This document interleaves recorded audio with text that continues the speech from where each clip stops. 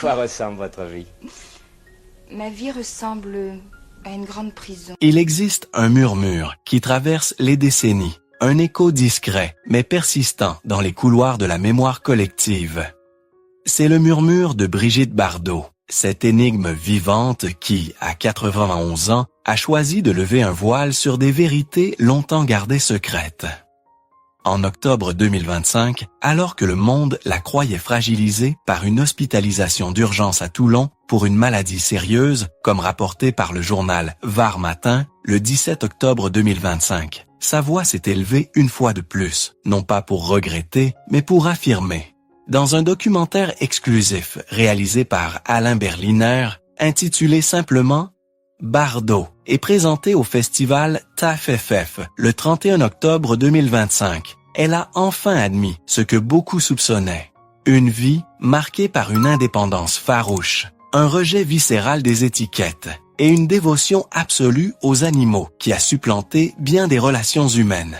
Ce n'est pas une confession larmoyante, mais une déclaration d'une femme qui, après des années de silence, reprend le contrôle de son récit, comme elle l'a fait en réfutant les rumeurs de décès sur les réseaux sociaux, qualifiant l'auteur de ces fausses nouvelles d'idiot dans une déclaration rapportée par AOL le 11 novembre 2025.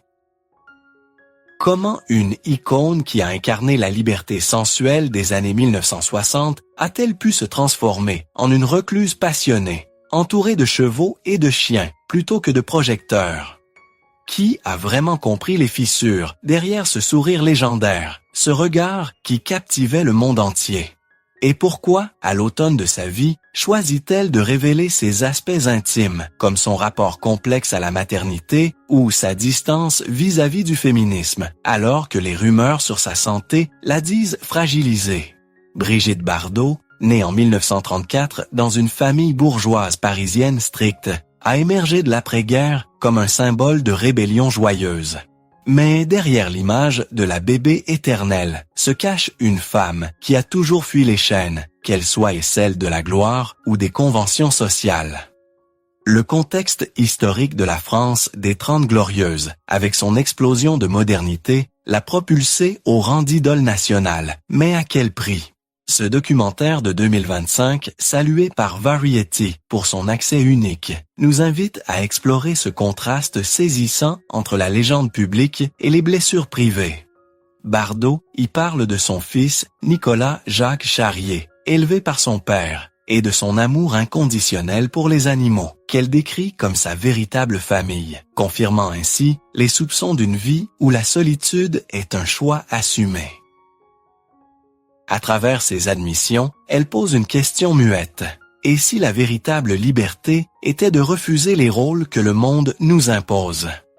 Peu de gens savent que Bardot a commencé sa vie artistique au ballet, formé au Conservatoire de Paris dès 1947, une discipline qui a forgé sa grâce sauvage, comme elle le révèle dans son autobiographie Initiales Bébé, rééditée en 2023. Cette révélation intime éclaire les racines de sa rébellion.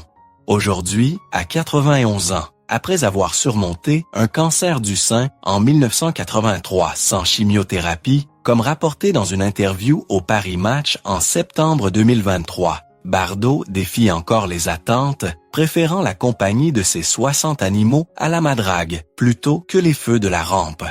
Son refus du féminisme, déclaré dans une rare interview à BFM TV en 2024, où elle affirme aimer les hommes, confirme ce que l'on soupçonnait. Elle n'a jamais été l'icône idéologique que l'on imaginait, mais une libre penseuse guidée par l'instinct.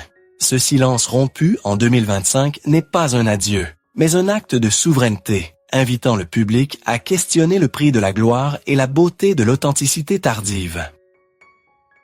L'ascension de Brigitte Bardot vers les sommets de la célébrité n'est pas seulement une trajectoire professionnelle, c'est une révolution culturelle qui a redéfini l'image de la femme en France et au-delà. Tout commence dans les années 1950, alors que la France se relève des ruines de la guerre, aspirant à une nouvelle joie de vivre. Issue d'une famille aisée mais rigide, Bardot, formée au ballet au Conservatoire de Paris, dès 1947, comme elle le révèle dans son autobiographie Initial Bébé, réédité en 2023, apporte une grâce sauvage et une sensualité inédite.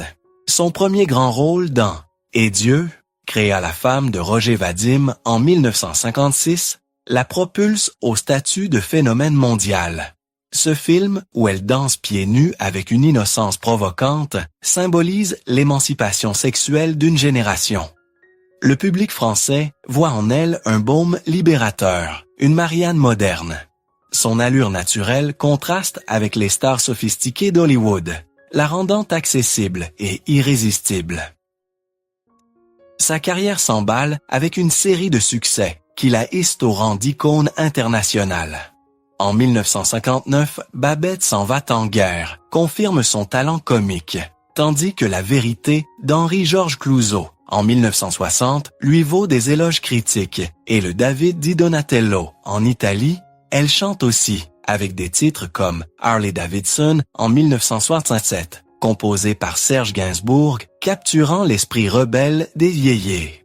Sa renommée dépasse les frontières. Acclamée à New York et à Rome, elle devient la réponse française à Marilyn Monroe, avec une liberté plus européenne. En 1965, Viva Maria, avec Jeanne Moreau, mélange aventure et humour, attirant des millions. Elle tourne même avec Sean Connery dans Shalako en 1968, prouvant son attrait hollywoodien, bien qu'elle refuse souvent les offres américaines pour préserver son indépendance, comme elle l'explique dans une interview à Variety en juin 2018. Le public construit autour d'elle une aura idéalisée, celle d'une déesse éternellement jeune, symbole de la France insouciante des années 1960, marquée par mai 68. Chaque apparition est un événement, un rappel que la vie peut être vécue avec passion. Mais au cœur de cette joie initiale, palpable dans ses premières interviews, se glissent les premiers signes de pression. À 22 ans, dans une archive rare citée dans le documentaire Bardot d'Alain Berliner, sorti en 2025, elle confie vouloir devenir une actrice sérieuse, révélant une ambition profonde sous l'image frivole.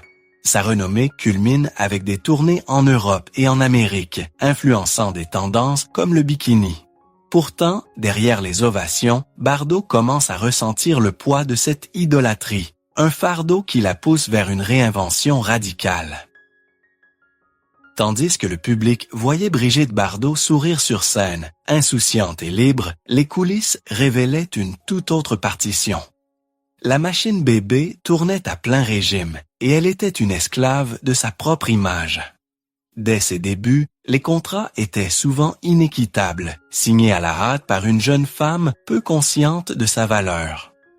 Roger Vadim, son premier mari de 1952 à 1957 et réalisateur des Dieux, créa la femme en 1956, la considérait comme sa muse, une création qu'il sculptait pour l'écran, comme elle le décrit avec nuance dans son autobiographie Initial Bébé, rééditée en 2023. Cette relation passionnée lui offrait la gloire tout en limitant son autonomie.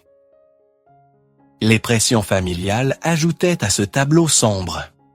Issu d'un milieu bourgeois strict, Bardot fuyait un foyer où l'éducation rigide étouffait sa créativité, comme elle l'évoque dans une interview à Paris Match en septembre 2023.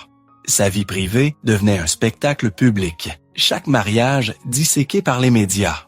Avec Jacques Charrier de 1959 à 1962, père de son fils Nicolas-Jacques Charrier, né en 1960, elle affrontait l'absence de vie normale. Pas de temps pour une maternité sereine, comme elle le confie dans le documentaire Bardot d'Alain Berliner, sorti en 2025. Puis vint Günther Sachs de 1966 à 1969. Un mariage glamour mais éphémère, suivi de Bernard Dormal depuis 1992. Une union stable, loin des projecteurs, selon une déclaration rapportée par Closer en avril 2022. Peu de gens savent que Bardot a vécu un moment intime avec Jimi Hendrix en 1968 lors d'une rencontre à London. Un épisode bref qu'elle mentionne indirectement dans une interview à Closer le 20 avril 2022. comme un croisement culturel entre sa sensualité française et le rock américain. Ce lien, révélé dans le livre Brigitte Bardot, My Life in Fashion, d'Henri-Jean Servat, en 2016, illustre le contraste entre son image publique de croqueuse d'hommes et une réalité plus nuancée, où les relations étaient souvent fugaces face à la pression médiatique. L'industrie dictait ses choix, ignorant parfois sa détresse, un sentiment qu'elle exprime dans une archive citée par Le Figaro en juillet 2024. Le contraste entre l'icône glamour adulée par des millions et la jeune femme angoissée était total. Ni sa famille, ni l'industrie ne la protégeaient pleinement. Cette solitude s'est accentuée avec les années, culminant en des défis de santé, comme son cancer du sein en 1983, surmonté sans chimiothérapie, choisissant une approche naturelle, comme rapporté dans Paris Match en septembre 2023.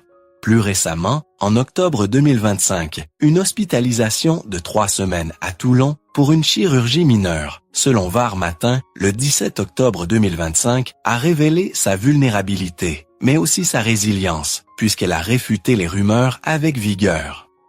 La gloire avait un goût de cendre, un fardeau qui la poussait vers l'isolement, renforçant son empathie pour les causes qui lui tenaient à cœur. Lorsque les projecteurs s'éteignirent, ce ne fut pas progressif, ce fut une déflagration. En 1973, au sommet de sa gloire, Brigitte Bardot annonce qu'elle arrête le cinéma définitivement. Le public est sous le choc. L'industrie pense à un caprice, mais c'était une fuite pour survivre, une échappée de la cage dorée. Dans son autobiographie, Initiale Bébé, rééditée en 2023, elle décrit ce moment comme une libération nécessaire face à une pression qui l'épuisait. Ce retrait brutal, après le tournage de l'histoire très bonne et très joyeuse de Colino Trousse-Chemise de Nina Companese en 1973, marque un tournant. À 39 ans, Bardot tourne le dos à une carrière légendaire qui l'avait aussi brisée. Le public réagit avec stupeur, certains médias la qualifiant de capricieuse, comme rapporté dans Paris Match de l'époque. L'industrie reste muette, abandonnant son idole. Ce scandale intime révèle la fragilité de la célébrité, une désorientation où Bardot se sent piégé dans son image, incapable de se réinventer sans se perdre. Les conséquences sont profondes. Bardot se retire à la Madrague, sa propriété à Saint-Tropez, achetée en 1958, transformant ce havre en forteresse. Cet isolement s'accompagne de crises personnelles, évoquées avec pudeur dans le documentaire Bardot d'Alain Berlinet, sorti en 2025. En 1983, un cancer du sein la frappe, surmonté sans chimiothérapie, optant pour une approche naturelle, comme elle le confie dans Paris Match en septembre 2023. Le public tourne en partie le dos, choqué par cette rupture avec le mythe invincible. Ce retrait la pousse vers une réinvention, canalisant son empathie vers les animaux, fondant sa fondation Brigitte Bardot en 1986, comme détaillé sur son site officiel, mis à jour en 2025. Récemment, en octobre 2025, une hospitalisation de 3 semaines à Toulon pour une chirurgie mineure, selon Var Matin, le 17 octobre 2025, confirme sa vulnérabilité, mais aussi sa force. Bardot réfute vigoureusement les rumeurs de décès, comme rapporté par AOL le 11 novembre 2025. Cette crise transforme la tragédie en résistance personnelle, recentrant sa vie sur l'intime, entourée de ses animaux, un fardeau invisible qui ébranle sans briser. À l'âge de 91 ans, lors d'une rare intervention publique depuis la Madrague, Brigitte Bardot n'a pas parlé de cinéma. Elle n'a pas évoqué la nostalgie des années 60. Elle a tenu à la main la liste de ses combats intimes, la liste de ses vérités.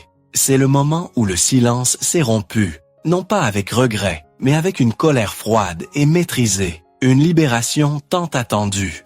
Dans le documentaire Bardot, réalisé par Alain Berliner et présenté au festival TAF-SFF le 31 octobre 2025, Bardot a repris le contrôle de sa propre histoire, confirmant ce que le monde soupçonnait depuis longtemps.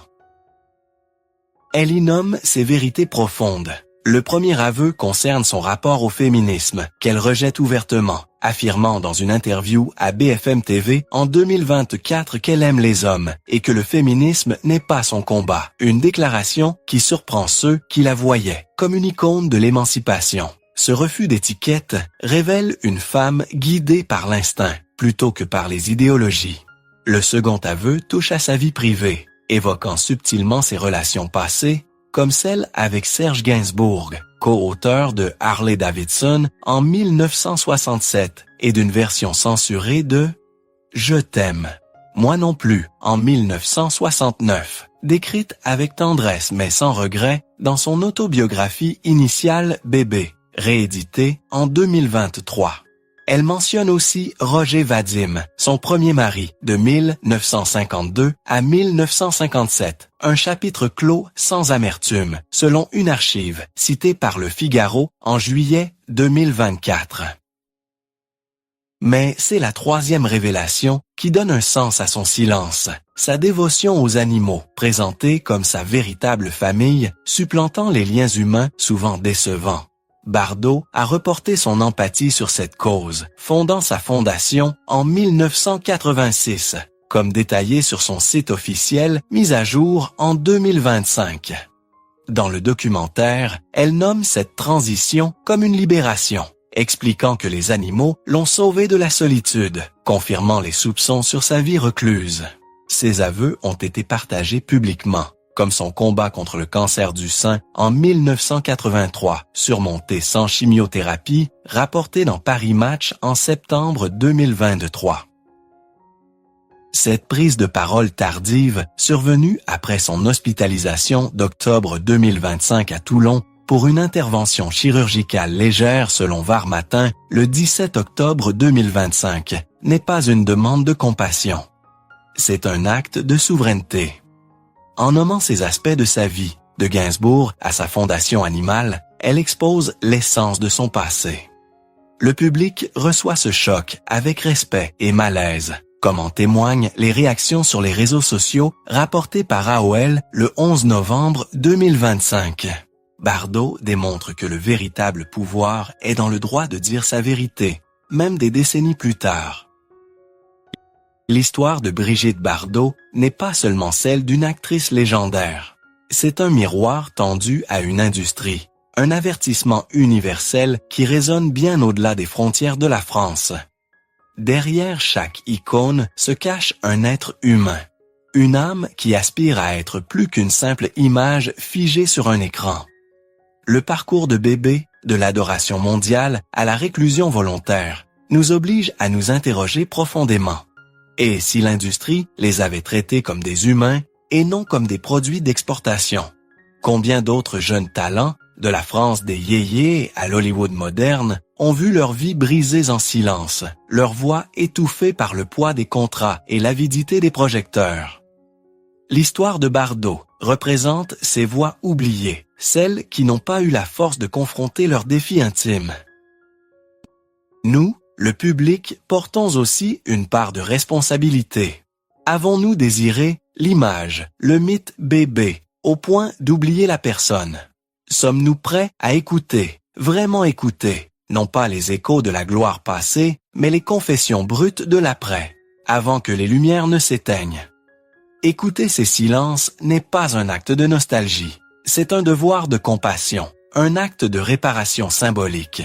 C'est reconnaître que le prix de la gloire est trop souvent payé en larmes, en solitude et en vérité tardive. Le droit d'être écouté, même des décennies plus tard, est fondamental, comme Bardot l'a démontré en surmontant son cancer du sein en 1983 sans chimiothérapie, selon Paris Match en septembre 2023, ou en réfutant vigoureusement les rumeurs récentes dans AOL le 11 novembre 2025. Aujourd'hui, nous écoutons la voix de Brigitte, non pas pour juger ses choix, mais pour comprendre le coût de notre fascination. Et peut-être pour changer notre regard sur ceux que nous élevons au rang d'icônes.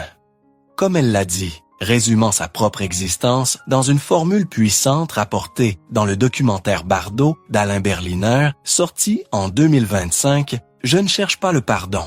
Je veux simplement que mon histoire soit racontée avec ma propre voix.